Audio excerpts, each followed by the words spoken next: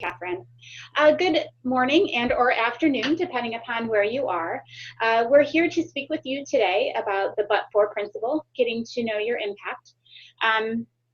When I say we, I'm talking about the National CRED Indicators team, and we're going to talk a little bit about that in just a minute.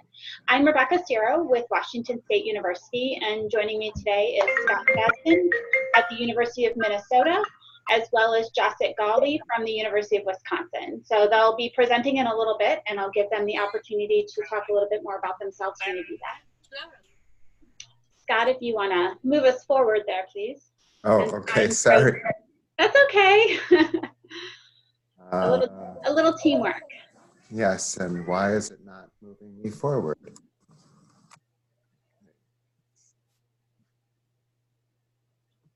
There we go. So I wanted to talk just a little bit about what we'll be discussing with you today. We're going to start by talking briefly about the benefits of collecting indicator data, why we believe it's valuable and why we're sharing this information with you, as well as what exactly CRED indicators are. You can see at the bottom, we use CRED quite frequently. In case you're not familiar with it, it's community resource and economic development. So we'll be speaking specifically about indicators that talk to how a community's economic development is progressing. We're also going to be defining impact. We'll be talking about the but-for rule, and we'll be giving you some tips for collecting data, both within that we've used ourselves, as well as recommendations from the Impact Indicators Tip booklet, which we'll be talking about a little bit as well.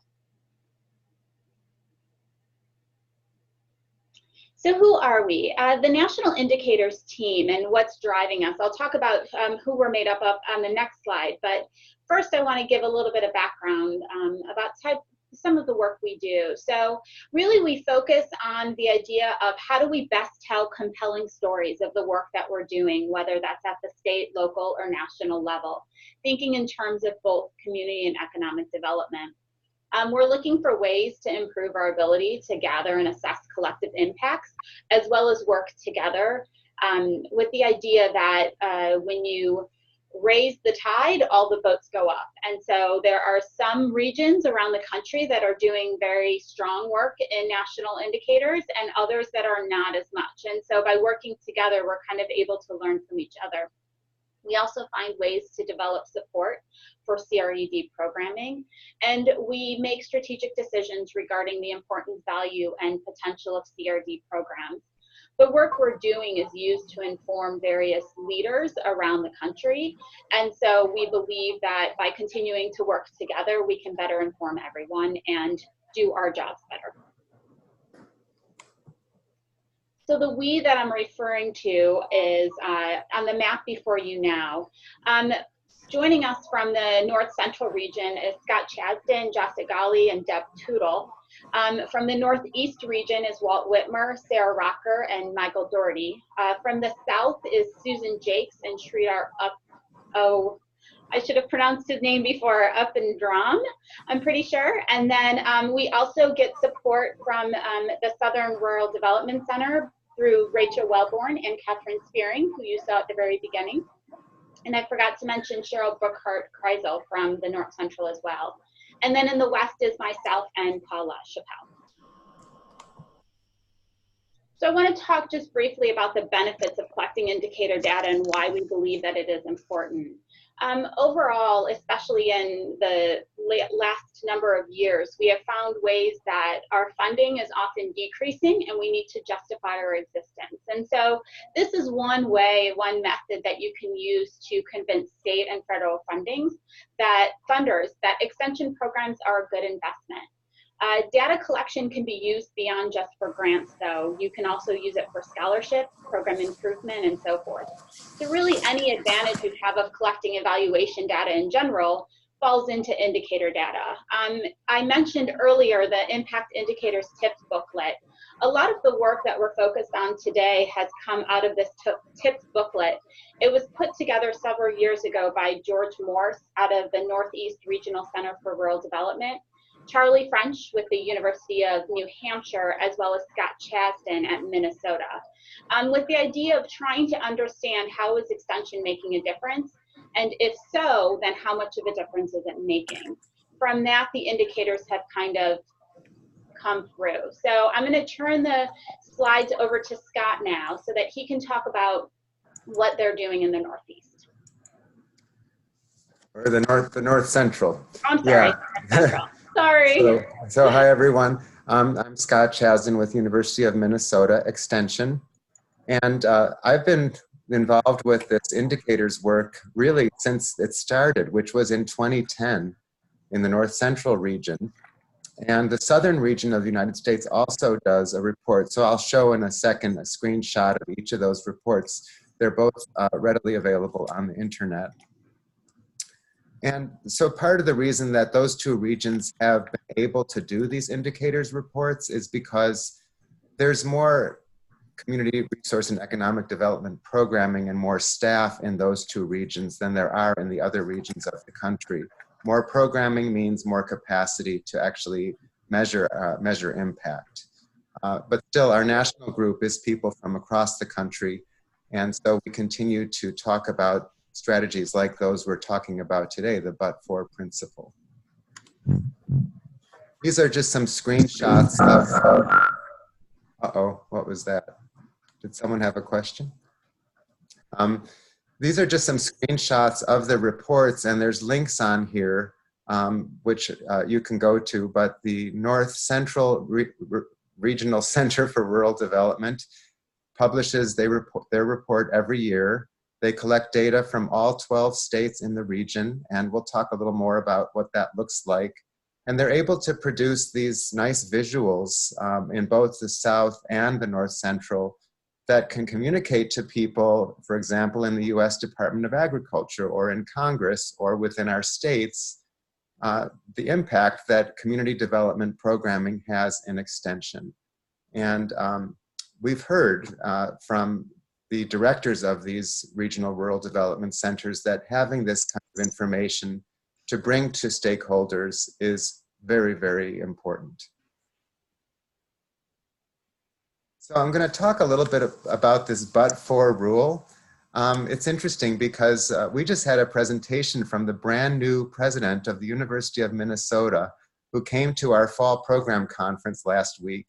And I was shocked because she talked about the but-for rule in her presentation to us. And so the but-for rule is kind of in popular culture, and people understand what it is. It has its origins in tort law, and it was used to as sort of show evidence that there was, show evidence of contribution or causality. But it's a standard of evidence that's not super high or super difficult to attain. And what we mean in extension by the but-for rule is a couple of things, but the main one is the second bullet. Someone from outside extension is willing to state that the extension program was a crucial factor in producing the program's impact. Now you notice that language is in green about was a crucial factor because there's a lot of debates about causality, what we call attribution of credit. This but-for principle tends to go a lot better if you think about contribution, that extension has made a key contribution, a crucial contribution to something happening in the community. And the point is, it's not coming from someone within extension, it's a claim from someone outside extension that matters. So you can talk to external stakeholders after a project has been completed. The other nice thing is that outsiders typically don't have a vested interest in claiming that extension caused something to happen. So it's a chance to get at a little more objectivity in terms of attribution of credit. And another important definition, and this is in this tips booklet, and is how we define impact. So here we have one example of the indicators we report in the North Central region, the number of community and organizational policies or plans implemented. And the blue line is basically the number of organization plans that happened, but when you apply the but-for principle, you find out that they would have happened anyway without extension's intervention or involvement. The orange line is the total number of impacts that happen, the number of community and organizational plans. So really what we're interested in here is the gap between those two lines. That's what we would define as impact. So it's the stuff that extension can actually take some credit for. But it's important when you look at this to realize that you have to be able to distinguish, first you have to identify the impacts or condition changes, and then you have to ask that next question about, was extension a crucial player in this impact happening?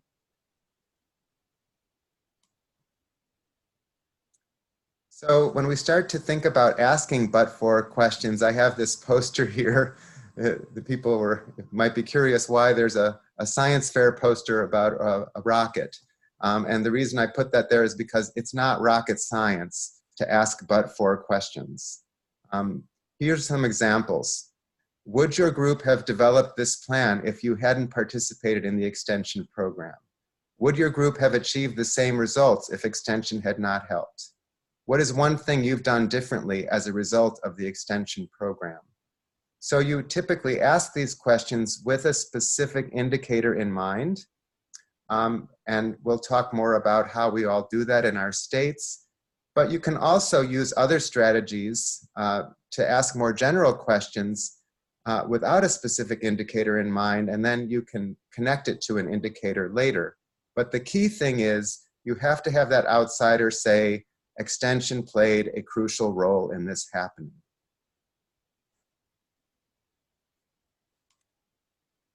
So now we're going to each take some time to share some specific ways we collect this kind of information in our states, and I'll turn it over to Josset. Thank you, Scott.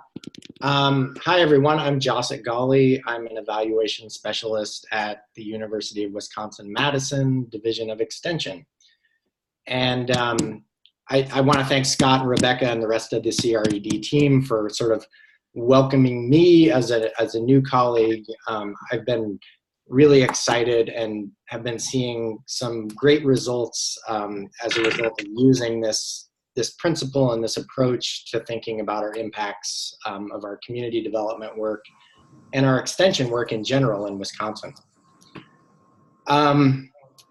So Wisconsin was involved from the beginning in reporting on the indicators, but they took a short break for a couple of years. And just last year, we started prioritizing data collection around these indicators. Sorry, that's my dog. Data collection around these indicators as part of our regular reporting about our work. And so we started with some really simple tools. We did a lot of Zoom-based training for colleagues about what the indicators were, how they fit into our existing thinking about the impacts of our work and how we report. And then we gave them some very basic 5-minute in development tracking tools like this Excel worksheet you can see on the left. But as simple as that is, it serves as a reminder to folks that you could track and report on this stuff all the time. And so they're not just thinking about reporting and telling their story at the end of the year. It's always on their mind. And so we're building these systems to collect better data. You can go ahead and advance. Perfect. The other thing we did is we set up our training and our data collection systems so that they were aligned with what we were already doing. And this got really interesting. And so at the end of this talk today, I'd be curious to hear from all of you. In Wisconsin, we collect a lot of qualitative data about our programs. We require quarterly reporting from all colleagues. All they have to do is submit a 250-word outcome statement about their work.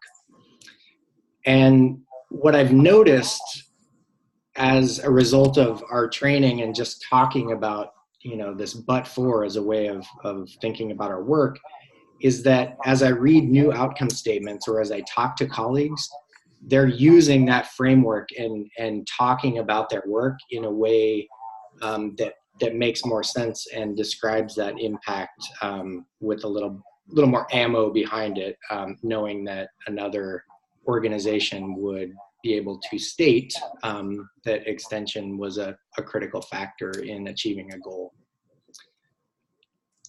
So that's where we are in Wisconsin. I'm pretty excited about where we are and where we're going. At this point, I'll turn it back over to Scott. So we have a couple of strategies in Minnesota for collecting our indicators data. We ask our extension educators to fill out an online survey. We typically do this, we encourage people to do it on an ongoing basis, but I think in reality it gets saved to the end of the year when people are already starting to think about our federal report and data for our federal report. So this goes along with all the other stuff that we collect for the federal report. And so this is a screenshot of our survey, which is in Qualtrics. And we ask people which indicator they're reporting progress about. And then the next screen, and these are the North Central indicators. The next screen asks this open-ended question, and they type in the progress they're reporting, and then importantly, they type in the name and contact information of an external verifier, someone that we can contact to get at this but-for principle. So that's not all, because we're collecting data from our internal people, and then we have to go and collect data from the external people. Now I am lucky, I guess I have to say I'm blessed, because I'm able to hire a graduate research assistant and to support the evaluation data collection for our center at Extension. And so I ask my annual graduate research assistant to do this follow-up with our external stakeholders. So typically, as the second bullet suggests, we first have either this survey that we have or an interview with our internal educator. We get the name of the external stakeholder, and then we conduct a follow-up interview or survey. Some people prefer just a survey or even just responding to an email. So I would encourage you to look into hiring undergraduate or graduate students at your institutions to help with this kind of follow-up data collection, because, well, they learn a lot and they gain skills, and we get good information that we can report for the North Central indicators. It's also important when writing those questions for the external stakeholders to use that but-for language in the questions. I have to say, in the past, I've screwed this up and I haven't really asked the question the right way. So I had to really learn how to use that but-for language. And this tips booklet has a lot of examples of but-for questions that you can just copy and modify. Some other tips are to keep track of these local program champions or people in the community. For example, there might be someone who's an economic development representative in an area who may know about multiple extension programs. And so that person can be someone who, you can consistently go back to and ask these but-for questions. And this idea of building ongoing relationships with participants. One of the things in our leadership programs, for example, is that we've developed a lot of alumni programming. So people go through a cohort leadership program, and then there's all these further educational options, ways for them to stay engaged with Extension. And what we've found is that if people continue to be engaged and learning from Extension, they're more likely to answer evaluation questions and more likely to respond to a survey when you send it to them. So it's that ongoing relationship that really helps with the data collection as well. And also, while delivering programs, it's important to set up a go back and check expectations. So people know, you know, we're a land grant institution, we're funded by various forms of public money, and we have to document for our stakeholders what, you know, for taxpayers, what they're getting. So you set up an expectation that people might get called and asked about how this extension program helps.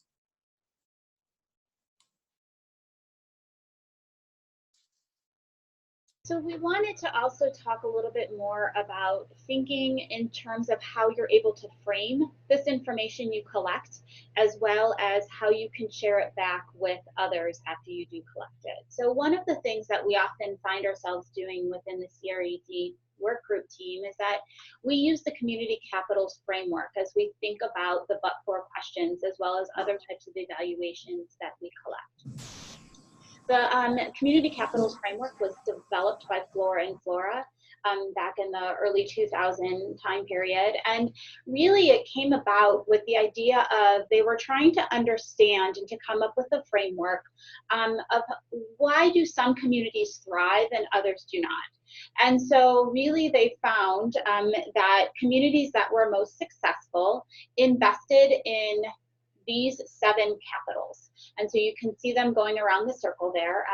Starting with social capital, that's really how, for those not familiar with the community capitals, social capital reflects the connections between people and organizations. Human capital is to understand the skills and abilities that exist within a community of their residents.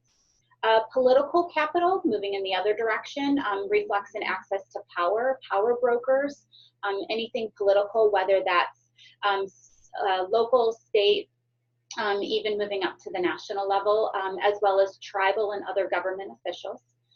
Financial capital refers to the financial resources available that are there to invest within the community. Your built capital talks about your infrastructure, including both infrastructure that you can see, meaning your downtown Main Street buildings, as well as things like internet and broadband infrastructure.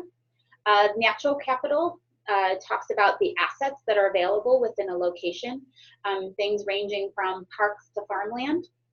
And then finally, cultural capital is really talks about the way people know the world and the way they interact within each other.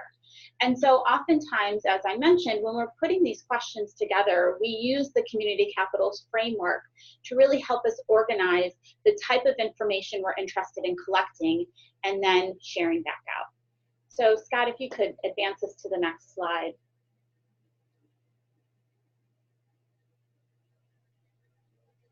Oh, you went too far. Back one more. There we go. Thank you. So both Scott and Jazit talked about sort of a holistic approach that their states are taking when it comes to collecting indicators. Washington State does not collect community resource economic development indicators on a systematic basis or on a collective basis across the state. Instead, when we collect these indicators, we often do it at a program or project level. And so the information I wanted to share today was focused more on qualitative data and thinking about collecting this information using qualitative methods. So I have in here some community-focused key informant interview questions that I've developed and used within some programs. Again, thinking through the framework of the community capitals. So first, what impact, if any, has this project had on policymaking within your community? And things that as an interviewer I would probe for would be, for example, are there groups or individuals that have a voice in politics or other leadership types roles, school board, office, non-elected, things like that. Another capital I mentioned earlier was financial capital. So instead of saying, tell me about financial capital in your community, I would instead ask the question, what impact, if any, has this project had on the investment of dollars or other resources within your community? And probes would be things like, has your community seen financial benefits? For example, things like increased revenue or taxes, community assets. Are there additional grants or research happening within your community? So you can notice Scott mentioned a couple slides ago about the idea of making sure that you have but for in your questions. When I'm doing this type of research within Washington State, I will talk about that concept when I'm introducing the project and doing the key informant interview or the focus group or whatever it may be. So I don't have to use it in each individual question. Instead, I set the context in the beginning to say, I'm looking to understand the role that extension specifically played in this project. And then these are the types of questions I might ask on a community level. You could advance to the next slide. There are times, though, when we're working directly with organizations and we want to understand an organizational impact. So again, Scott and Jazit are kind of talking statewide impact. You might be looking at a community. We also sometimes take it down to an organizational level. So what has been the difference that Washington State Extension has made within this particular organization? So what impact has this project had on the social connections and networks within your organization? Are, for example, people communicating or interacting with each other differently than they were before? Could you please describe that? Thinking about human capital, what impact has this project had on skills and abilities possessed by people in your organization? Do they have new or enhanced skills, maybe hard or soft? This could be leadership, convening groups, this could be adults, youth, things like that. So understand that you can take these but-for indicators and principles and apply them to different levels depending upon the type of group in which you're working with. You could advance the next slide.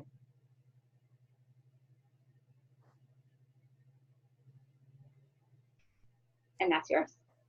Okay, so in a very similar manner, we've done interviews as well as surveys with former participants or users of our programs. What you see here is a way that we get at impact from some of our community economics offerings, which are often applied research studies that are done in a community to look at their retail trade or to look at an economic impact study of a whole range of these offerings that we have. And we want to know when we deliver that study to the report, how is the study used? What impact did that study have? So, and in this, we think about the capitals as well. So to get a civic or political capital, did the study or report influence any community or economic development decisions? If yes, please describe. In terms of human capital, did the study or report provide new knowledge or lead to new insights about the economy? If yes, please describe. Financial, did the study or report influence business or economic development activity? So these are pitched a little more broadly, I think, than the ones that Rebecca had. And I really like how hers also had those probes for when you're actually interviewing someone where you can get it, deeper into depth, more into depth with your interview participants. But these work well also for survey or for just a quick data collection. For social capital, did the sharing of the report promote new or stronger connections among organizations in the community? If yes, please describe. And then built capital, did the study or report influence activity or decisions about construction or maintenance of buildings or infrastructure, including streets or roads? Another interesting thing about built capital is stuff relating to broadband. Any programming relating to broadband would also go under that category of built capital impacts.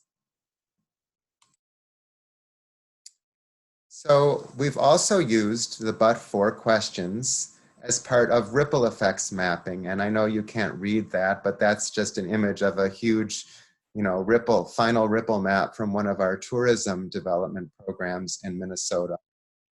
And so the way you can use but-for questions is by sitting down with a key informant and asking, after you're done with the process pretty much, sit down with a key informant from the community and go through the whole ripple map and identify the things that happened that really would not have happened if not for the extension program. And sometimes in ripple mapping, the group talks about a lot of things happening in their community, and not all of them are really a direct or even indirect result of extension's involvement. So it's important to tease out the things that really were happening because of extension. Now, interestingly, for the community, it might not be that important. They want the ripple map to document all the great things that are happening in their community, and not everyone in the room is going to care which pieces extension did and which pieces other groups did. But for extension, for accountability purposes, you want to be able to pull out the things that extension really did play a crucial role in. So, for example, we've taken maps like this and gone through them with key informants and just changed the color of the text, or just kind of written down which items were specifically resulting from extension's involvement. So I just also wanted to share for the North Central region, in this report that gets done by the North Central Regional Center for Rural Development, they take the data from each state in the region. We compile the data in a spreadsheet they send to us, and then we send it in. And what I want to draw your attention to is that not every state reports on every indicator, and that's fine. The idea is, if your state does programming and likely has an impact on these indicators, then you should try to report on them. But you can look down any of these columns, like under Indiana, there's no data reported for community and organizational plans or policies adopted or implemented. So it could mean that they're not collecting data, or it could mean that they just don't have a programming in place where they could actually document whether those things are implemented. And I know in Minnesota, we don't have a lot of programming that directly works with business to grow jobs or create new jobs. We tend to work with intermediaries, economic development officials, and other groups, but not so much directly with business. So under the Minnesota column, those cells around number of businesses created are left blank. But at the regional level, they can still aggregate the data across the states that do report. And that is a lot more useful to the region than having no information at all. So that's why we continue to participate, and I think it continues to be very useful. So we've mentioned this tips booklet. I have found that you can just go into Google and type in impact indicators tips booklet, and you'll get right there. But it's on the website of the Northeast Regional Center for Rural Development. I think it's interesting. It came out in 2017. But it's a very great resource. I'm one of the authors, but I think that George had a great idea when he went to put this together, and I hope that you will take a look at that and use it in your everyday practice for extension. So I guess now we can move to questions and answers. Let's see.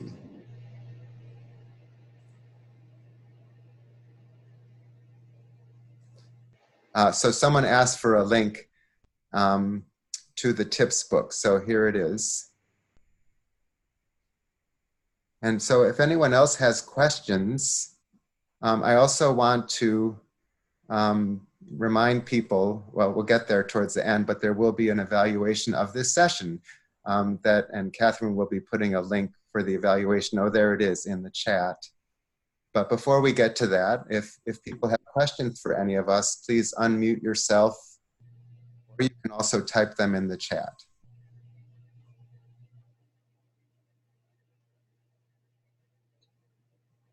I just added the tips booklet to the chat as well, in case you're interested in copying directly from that. Yeah. So this now would be a good time to ask if you're on the call. I've seen people from familiar faces from around the country, both Northeast, North Central, South, and West. Are you doing any types of work like this? Are you collecting indicator work? Are you doing the but-for principle? Do you have anything else you'd like to open up and share with the rest of the group if this is something you're familiar with? Scott, it looks like there's a question that came in from Suzanne. How did you arrive at the indicators as a group, and what process was used? So this was prior to my tenure. Josset mentioned he was new. I'm not quite as new as Josset, but I'm newer, so I'll let Scott take this one. Yes, and it's fun because it's described in the very first impact indicators report on the North Central Regional Center for Rural Development. So I think that was the report published in 2010. But for years, there have been these meetings of the program leaders in the North Central region. And also at the NACDEP conference, there's always been meetings of the program leaders around community resource and economic development. But I know that in the North Central region, there was a whole process to develop 4 different logic models for the 4 sort of major chunks of programmatic work in community resource and economic development. So that logic model process happened. And then as a result of that, there were a lot of questions about, well, how are we going to collect data to show our outcomes and impacts? And that led to a few years of thinking about what are some indicators that we could report in the North Central region that we think we could get the data, we think they would be useful. And there was some back and forth on those over a period of a few years, and then we landed on the ones that we report today. And then the Southern region, there may be people on the call from the Southern region, they had a similar process, and they came up with a slightly different list of indicators that they agreed to report on. And the Southern region includes a lot of historically Black colleges as well that have participated in the data collection. The North Central region, we have not been able to connect up with the tribal colleges, of which there are quite a few in the North Central region. So that's some ongoing work that would be worth doing for us. But it's just basically been a back and forth with the CRED program leaders. Oh, Debbie Lewis has a great comment. Ohio State used the But For Ohio State as a fundraiser over a 7-year period. They raised $3 billion for the university. Any advice on how to use the But For principle and not confuse it with something your university might be doing? I think, Rebecca and Josset, if you want to chime in, but I think. Yeah, I was on mute. I'm good. I actually, that's a really good question. Using the same terminology, I would almost recommend finding something instead of using but for to find something that means the same thing, and go forth with that. Given the fact that they've used it over a 7-year period, it's probably still in a lot of people's memories, and so I would actually look to use it in a different way. That would be one recommendation. And I think Rebecca mentioned this too, that when you ask people a but for question, you're not actually using the words but for in the question. We can internally understand this principle, but not necessarily use it in our questions of external stakeholders. Yeah. I just want to say, Debbie, that is so cool that they did that. And like Scott said, typically when I train people or coach them on using the principle, I don't use that but for in framing a question. It doesn't make sense to a lot of folks that way, but like Scott said, we can internalize it that way. That's interesting. So there was a question that came in from someone saying, when using the but-for technique, how could we indicate the quality that the extension program did rather than the number of objects that was delivered? Go for it, Rebecca. Oh, thanks. So some of this comes down to you're wanting to understand not just the fact that extension was there in the room, but whether they've moved the needle or made a difference. And so a lot of it has to do with how you phrase your questions. You're not looking to just tick boxes and say, so because extension was here, 10 more people now know about leadership. Instead, the questions you ask are specifically wanting to know actions that have been taken as a result.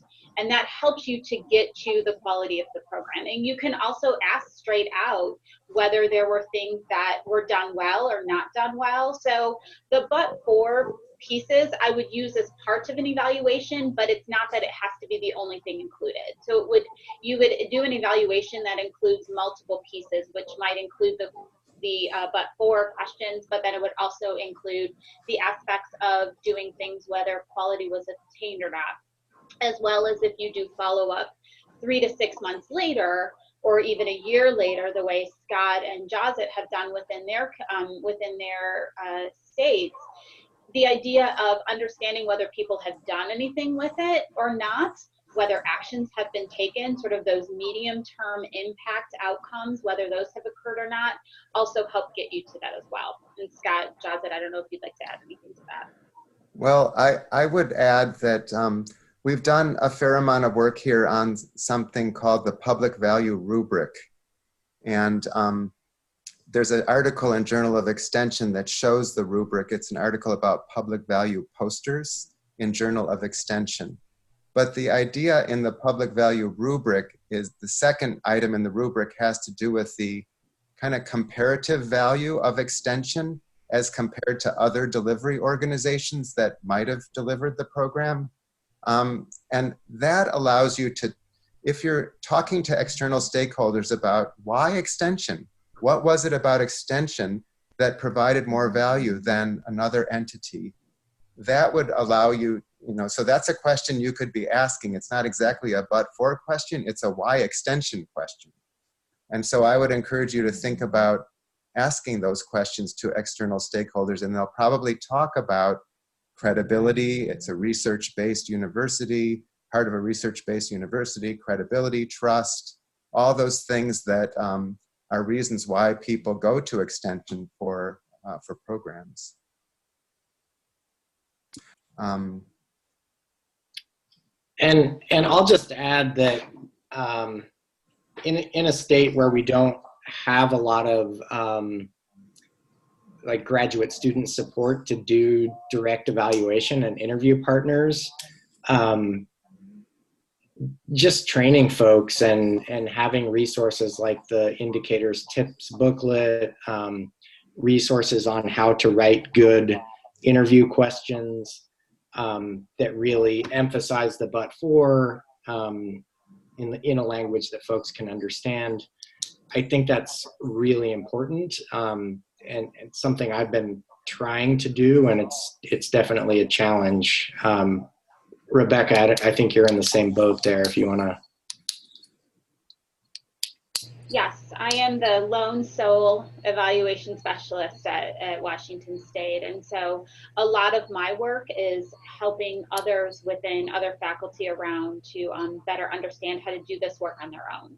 And so I train others so that they're able to do it. And yeah, that's been advantageous. So Scott has a great pool of people he can pull from and is able to take advantage of that. But Justin and I are functioning on very much smaller ways, and we're still able to accomplish it. And part of the reason that Washington State isn't doing a statewide indicator type work is because our resources aren't necessarily there for that to happen.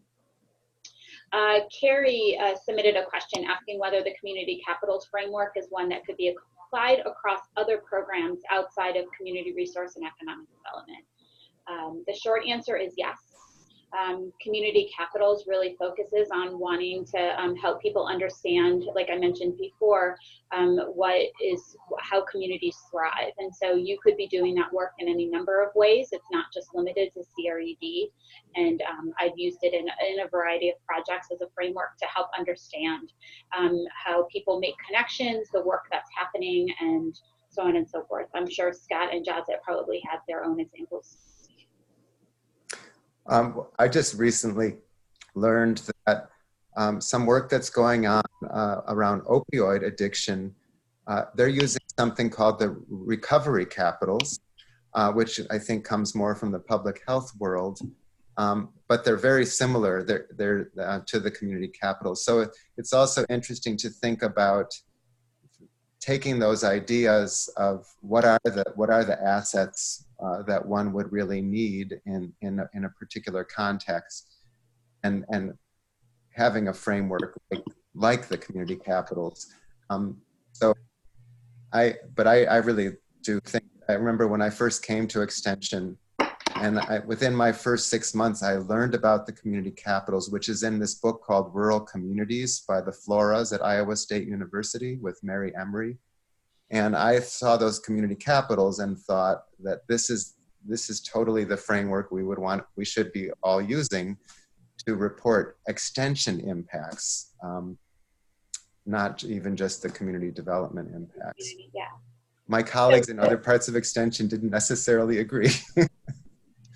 I've used the community capitals framework with our colleagues in natural resource development, and it made so much sense to them in the way that they thought. Our colleagues in 4-H and positive youth development, it really resonates with them as well. I think it's big enough that you can ask these questions that get to impact, and in a ripple effects mapping especially, it is very powerful to use that as a framework. Carrie, I went ahead and put in the chat box a handout that was done by Flora and several others that you could go ahead and get a brief idea about how the capitals are described in case you're not overly familiar with them, as well as anybody else. So that resource is there. It's out of the, I believe, the North Central Rural Development Center. No problem. Other questions or comments?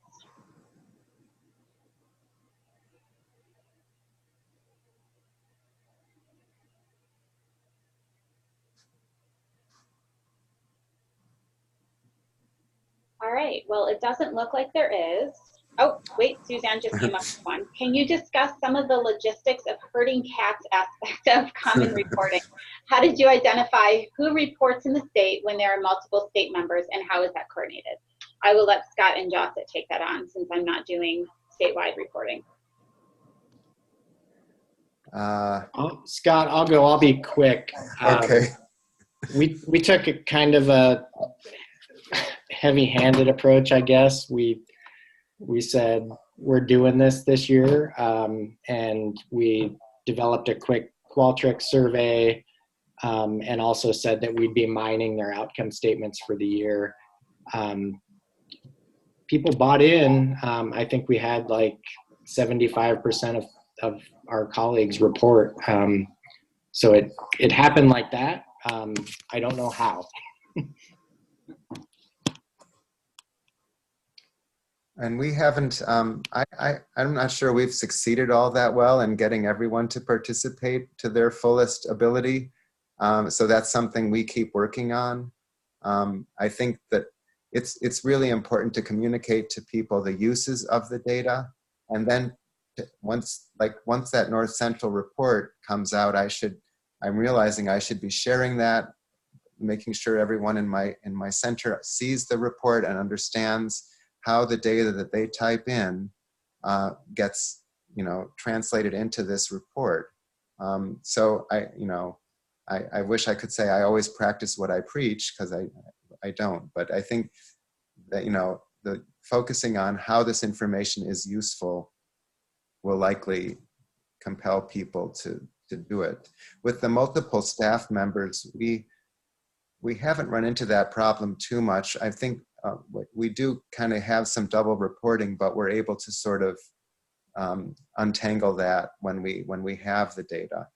And it doesn't happen super often, because usually people do tell each other, if they're both involved in a program, they'll say, I'm gonna enter the information in the system, and they'll tell their colleague that they're doing that.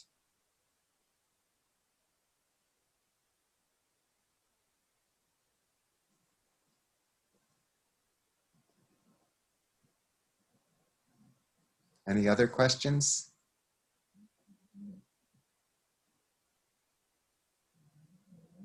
You're welcome. I went ahead and added the evaluation link again to the bottom of the chat box, so we would appreciate it if you take the time to go and fill that out. We also use it to help plan for future CRED webinars. We do this about four to 5 times a year, and we're always eager to hear back from you if you have something you'd like for us to discuss. Thank you very much for attending today. We appreciate it, and we hope to see you all again soon.